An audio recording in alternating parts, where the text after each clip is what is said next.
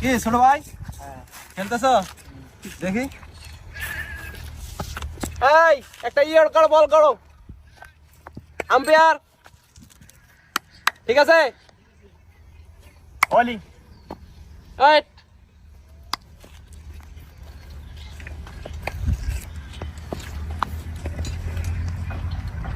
এগুলো যাবে কেসে ও ইয়র্কার এসব কি বল করো ইয়র্কার বল করো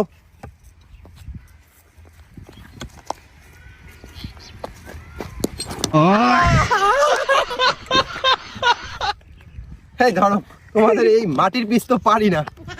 আমরা ওই যে বড় কাঠের বল দিয়ে খেলি বুঝছো এসব ট্যাপ টেনিস হয় না থাকো হ্যাঁ আচ্ছা